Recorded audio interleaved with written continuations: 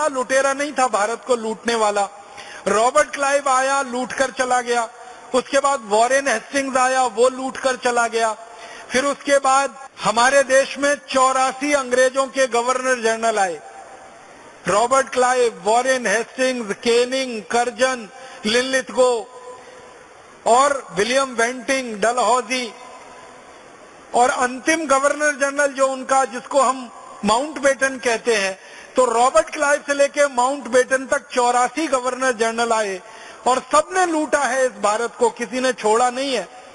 अंतर इतना है कि रॉबर्ट क्लाइव ने कुछ ज्यादा लूटा, दूसरे उतना नहीं लूट पाए, लेकिन लूटते ही रहे हैं और ये लूट का धन इंग्लैंड ले जाते रहे हैं। हम लोगों ने ये 84 गवर्नर जनरलों द्वारा लूटा गया भारत से जो धन है, उसका एक अनुमान लगाया है। पूरा पक्का तो पता नहीं चल पाता, लेकिन एक अनुमान है, और वो अनुमान है कि करीब 300 लाख करोड़ रुपए की संपत्ति इन अंग्रेजों ने लूटी है भारत देश। 300 लाख करोड़, इतना बड़ा धन और संपत्ति यहां से लूटा। एक छोटी सी भूल हुई जहांगीर से, उसने अंग्रेजी कंपनी को व्यापार करने का लाइसेंस दिया। दूसरी भूल हमसे हुई कि रॉबर्ट क्लाइव जैसे अंग्रेज को हमने पत्थरों से मार नहीं डाला, बल्कि उसके जुलूस का तालियां बजाकर स्वागत किया। और ये दो भूलें इतनी भारी पड़ गई पूरे देश को कि अंग्रेजों का साम्राज्य 250 वर्षों तक चल पड़ा। आपके मन में और एक प्रश्न आएगा कि क्या इसके अलावा और भी कुछ भूलें हुई हमसे? हाँ, हुई। जब ईस्ट इंडिया कंपनी को व्यापार करने का लाइसेंस मिल गया और जहांगीर नाम के राजा ने वो लाइसेंस दे दिया, तो जहांगीर थोड़े दिन के बाद मर गया और जहांगीर के स्थान पर फिर एक दूसरा मुगल बादशाह आ गया और उसका नाम था औरंगजेब। औरंगजेब ने जब सत्ता संभाली इस देश में, तो अंग्रेजों के साथ उसका जबरदस्त युद्ध हुआ और सन 1688 में औरंगजेब ने पूरी ईस्ट इंडिया कंपनी की सेना को पराजित कर दिया और ईस्ट इंडिया कंपनी पूरी तरह से हार गई और औरंगजेब की शरणागति उन्होंने स्वीकार की और ईस्ट इंडिया कंपनी के अधिकांश सैनिकों को औरंगजेब ने मार डाला युद्ध में। औरंगजेब के बारे में आप सभी जानते हैं, थोड़ा क्रूर था, निष्ठुर था, लेकिन बहुत बहादुर भी था। मारा उसने अंग्रेजों को और गाजर मूली की तरह से काट दिया 1688 में। अंग्रेजों की सेना पूरी तरह से परास्त हुई तो औरंगजेब के पास वो अंग्रेजों के अधिकारी गए और माफी मांगी औरंगजेब से और कहा कि हमको आप माफ कर दीजिए, हम दोबारा कभी आपके ऊपर हमला नहीं करेंगे, बस हमको भारत में रहने की परमिशन फिर से दे दीजिए। औरंगजेब के पहले जहांगीर ने लाइसेंस दिया और औरंगजेब ने उस लाइसेंस को मना कर दिया कि मैं इसको नहीं मानता, जहांगीर से गलती हुई, वो गलती मैं नहीं दोहरा सकता और मैं अंग्रेजों की कंपनी का लाइसेंस निरस्त करूंगा और आपको मार के वापस इंग्लैंड भेज दूंगा। तो अंग्रेज घबरा गए, परेशान हो गए, औरंगजेब के सामने गए, चरणों में गिर गए, रोने लगे, पीटने लगे छाती उसके सामने। थोड़ी देर में औरंगजेब द्रवित हो गया और उसने कहा अच्छा जाओ, तुम्हें माफ किया और ईस्ट इंडिया कंपनी को फिर से लाइसेंस रिन्यू कर दिया उसने। और ये भूल फिर औरंगजेब कर गया कि 1688 में जब अंग्रेज पराजित हो गए तो फिर अंग्रेजों को भगा ही देना चाहिए था इस देश से और लाइसेंस रिन्यू नहीं करना चाहिए था, लेकिन वो लाइसेंस फिर रिन्यू हो गया और फिर ईस्ट इंडिया कंपनी हावी हो गई और फिर इस देश में उन्होंने अपना साम्राज्य और व्यापार स्थापित कर लिया।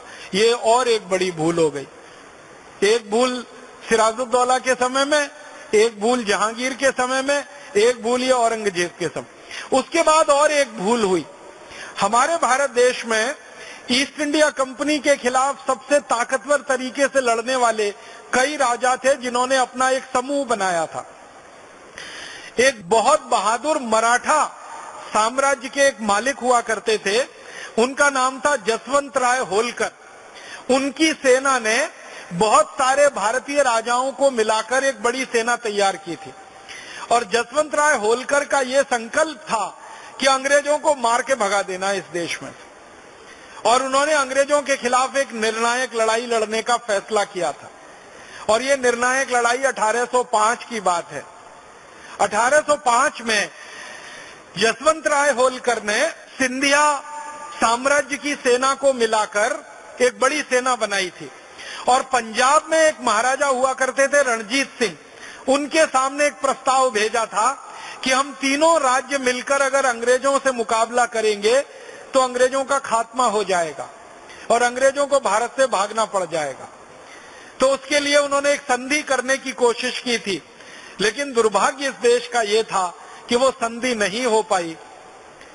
जसवंत राय होलकर की सेना पंजाब में ब्यास नदी के पास तक आ गई थी अंग्रेजों से लड़ने के लिए, और सिंधिया परिवार की और सिंधिया साम्राज्य की सेना को उसमें आकर मिलना था, लेकिन अंग्रेजों ने चालाकी करके सिंधिया के साथ एक अलग समझौता कर लिया।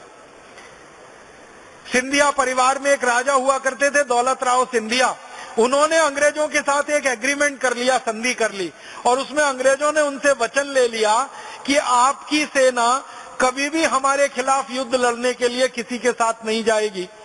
तो दौलत राव सिंधिया का ये समझौता जसवंत राय होलकर को भारी पड़ गया, तो सिंधिया की सेना वहां नहीं आई। और इसी तरह से अंग्रेजों ने महाराजा रणजीत सिंह के साथ एक अलग से समझौता कर लिया और महाराजा रणजीत सिंह की सेना से वचन ले लिया कि वो भी अंग्रेजों के खिलाफ लड़ने के लिए किसी का सहयोग नहीं करेंगे। तो महाराजा रणजीत सिंह की सेना भी नहीं आई, सिंधिया की भी सेना वहां नहीं पहुंची, और खाली जसवंत राय होलकर की सेना पहुंची। और उसने जब देखा कि दोनों राज्यों की सेना वहां नहीं है तो वो भाई बहुत परेशान हो गया। फिर भी उसने बहादुरी से अंग्रेजों का मुकाबला किया, और अंग्रेजों को मुकाबला ही नहीं किया, पराजित किया, और पराजित करके वो वहां से फिर वापस लौटा। लेकिन वो बहुत निराश हो गया, और उसके मन में हमेशा एक बात थी कि भारत के ही राजा भारत की रक्षा करने के लिए अंग्रेजों के खिलाफ अगर अपनी सेना नहीं दे सकते तो कौन विदेशी आकर भारत की रक्षा करेगा।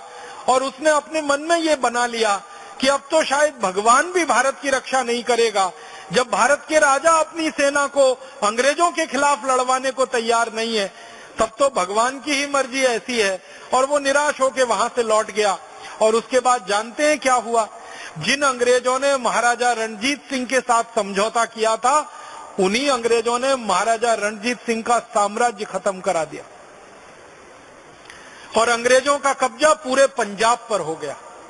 महाराजा रणजीत सिंह के हाथ में जब तक ताकत थी, अंग्रेजों ने उसका उपयोग किया, और जैसे ही महाराजा रणजीत सिंह की ताकत कम होना शुरू हुई, 1848 के आते आते अंग्रेज पूरे पंजाब पर हावी हो गए और पूरा पंजाब अंग्रेजों के कब्जे में चला गया। बाद में महाराजा रणजीत सिंह की मृत्यु हो गई। उनकी मृत्यु के बाद उनके बेटे को अंग्रेज पकड़ ले गए यहाँ से और लंदन में ले जाकर उसको कैद कर दिया। और महाराजा रणजीत सिंह की जो धर्मपत्नी थी श्रीमती जिंदा कौर, उनको पकड़कर अंग्रेज ले गए उनके राज्य से, और बनारस में दर दर की ठोकरें खाते हुए उनका अंतिम शरीर बीता, माने अंतिम समय बीता। तो महारानी जिंदा कौर जो पंजाब की महारानी थी, और महाराजा रणजीत सिंह का बेटा राजा दिलीप सिंह जो महाराजा होना चाहिए था पंजाब का, ये दोनों को अंग्रेजों ने बहुत बुरी दुर्दशा की थी। और महाराजा दिलीप सिंह को तो लंदन में ले जाकर अंग्रेजों ने जबरदस्ती एक अंग्रेज लड़की से उनकी शादी करा दी और उनको हिंदू से ईसाई बना दिया। और उसके बाद राजा दिलीप सिंह को आने नहीं दिया अंग्रेजों ने। और जानते हैं अंग्रेजों ने क्या कर दिया कि राजा दिलीप सिंह को लंदन में बंदी बना के, महारानी जिंदा कौर को बनारस में निर्वासित करा के, महाराजा रणजीत सिंह के खजाने का सबसे कीमती तोहफा, जिसको आप कोहिनूर हीरा कहते हैं, वो अंग्रेज छीन कर ले गए। और वो कोहिनूर हीरा अंग्रेजों की महारानी के मुकुट में जड़ा रहता है और आज तक अंग्रेजों के ही कब्जे में है, भारत में वापस नहीं आया। उस कोहिनूर हीरे की कीमत दुनिया के जौहरी लगाते हैं और वो बोलते हैं कि इसकी कीमत नहीं लगाई जा सकती, इसका मूल्य निर्धारित नहीं किया जा सकता, ये बेमूल्य है, बेमिसाल है, अनमोल है।